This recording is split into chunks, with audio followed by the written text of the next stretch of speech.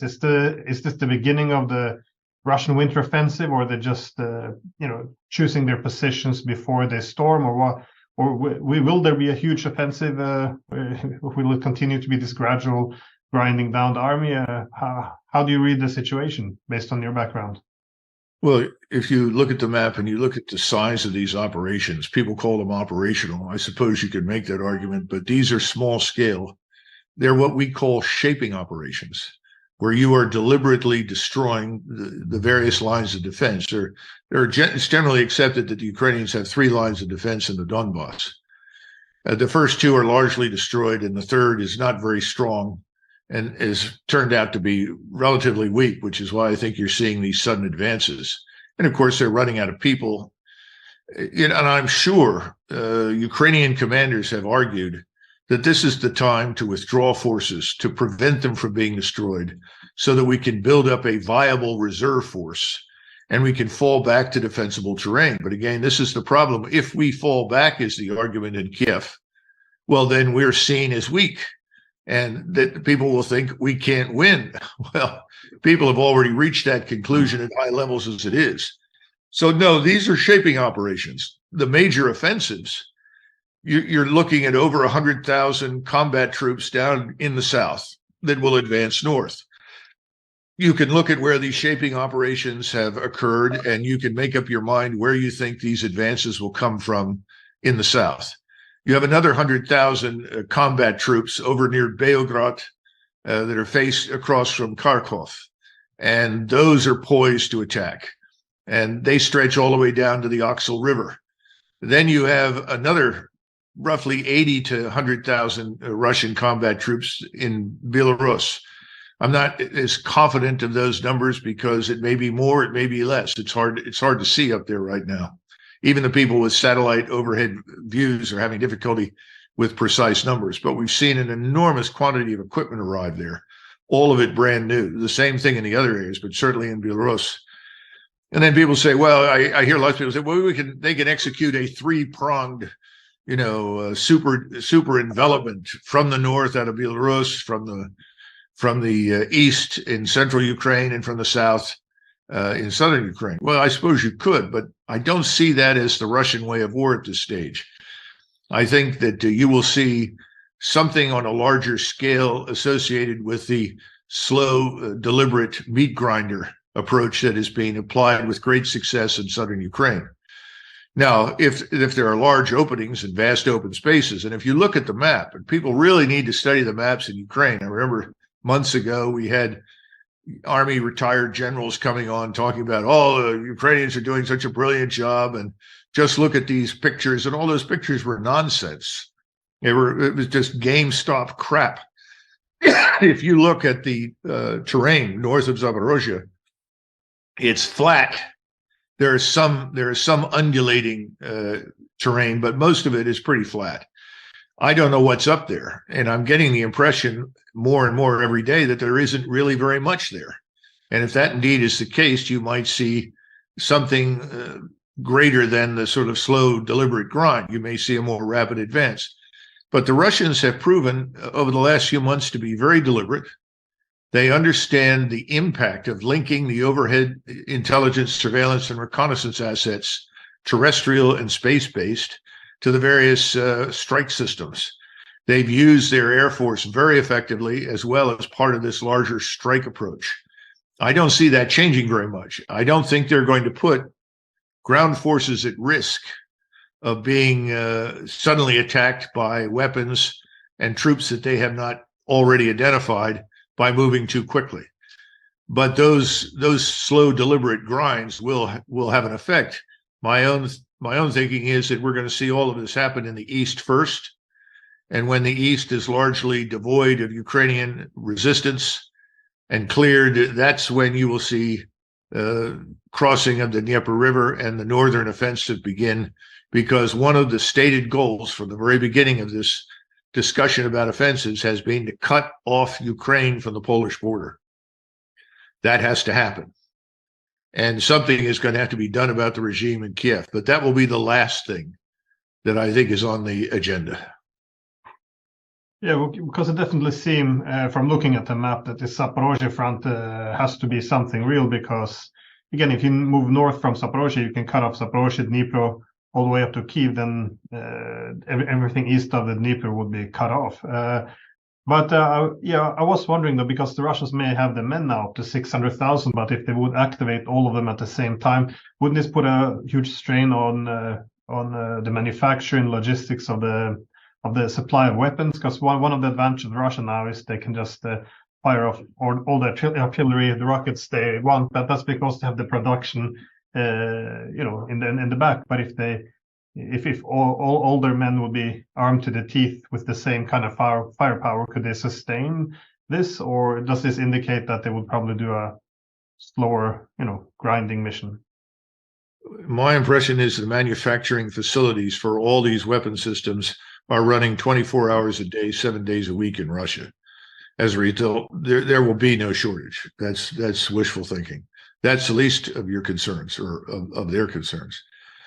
The larger issue is what we talked about before. Given what they have learned over the last several months, warfare has clearly changed. The dominant feature on the battlefield is what we call ISR strike. This integration of the overhead surveillance at every level with multiple strike systems. That becomes, if you will, a huge umbrella over the entire Ukrainian state area. The Russians are not going to move their forces anywhere that they are not under that umbrella. Therefore, the movements will not be mad dashes to seize a bridge over the Dnieper. These will be, I don't want to say slow, but methodical, deliberate. And it will move under the crushing weight of these strike systems. That's why this is not going to end in 30 days. It's not going to end in 60 days. It may be 90 or 120, simply because they are being methodical, and they will destroy all of the Ukrainian resistance. But it just won't look like a World War II blitzkrieg. I keep hearing people talk about blitzkrieg.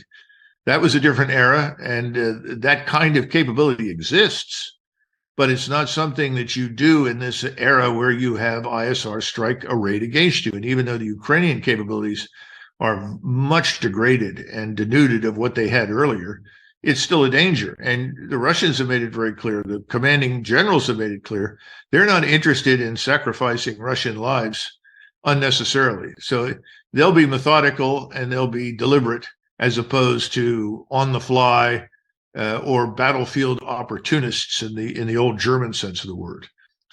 But I see the eastern side taking presidents first over the West. That doesn't mean they won't go west. I think they'll have to. And every day that we open our mouths and characterize the Russians in the very negative way that we do, and make these outrageous demands of them, and keep talking about regime destruction and dismemberment of Russia as the long-term goal, the more likely it becomes that the Russians will have to move all the way to the Polish and Romanian and Moldovan borders. Yeah, that's what I want to ask about, because can there really be negotiations anymore? Because I often look at Moscow's perspective, and from that perspective, NATO countries, they sabotaged the previous Minsk II agreement for 7 years, and then again, when Russia invaded to impose a settlement, the US and UK convinced Kyiv to again abandon negotiations.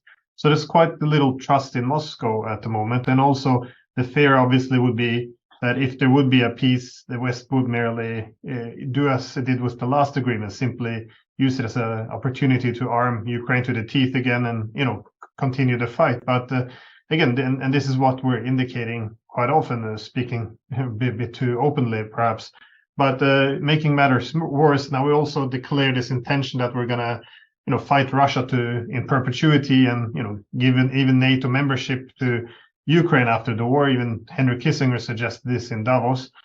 So this places, Moscow in a very difficult position, because whatever territory it does not take now will end up in NATO's hands. So, and also, it would be dangerous to have two strategic territory which would be used against it, which suggests Russia would have, all the incentive to seize the coastline, to take the areas of economic interest, that is the agriculture, the industrial areas, the areas with natural resources. And obviously, the regions with the Russian speakers, as they wouldn't want them to live under a, NATO rules. So, so given that we're declaring this goal of breaking Russia, what does this mean for negotiations? Can there be any settlement now that we see, some cracks in Ukraine? Well, on the face of it, it would suggest no, because there's no one that the Russians are inclined to believe at this stage. I mean, how much faith should they put in anything that is said by Zelensky or Biden or, Biden's cabinet members and his government? For that matter, it probably also applies to London and perhaps other European governments. Your own is another example. And then there's Finland. This attitude that somehow or another, overnight, Russia must be destroyed. It's interesting because I was reading a document that was authored by George Soros over 10 years ago, in which he talked specifically about this kind of all-out war that would ultimately come against Russia, because he said this is the last nationalist state that rests on a foundation, obviously, of Orthodox Christian culture with Russian identity at its core. That has to be removed. So I think the people that are in charge of the West and in charge in Washington think that they have successfully destroyed the national identities of the European and American peoples, that we have no sense of ourselves, our borders are undefended, we present no resistance to incoming migrants from the developing world who essentially roll over us as though we owe them a living and that our laws do not count. Thus far, I would say that's a pretty good assessment, an accurate evaluation of what we've been doing. And I think that's a great victory for George Soros and the globalists, the anti-nationalists, those who want open borders, and they call it an open society, which means that you end up with nothing, an amorphous mass of people struggling to survive, who are reduced to the lowest levels of subsistence. So that's in the background. And in fact, he even goes so far as talking about how useful it would be if East Europeans were the ones that whose lives were expended in this process, and not West Europeans who simply will not take the casualties.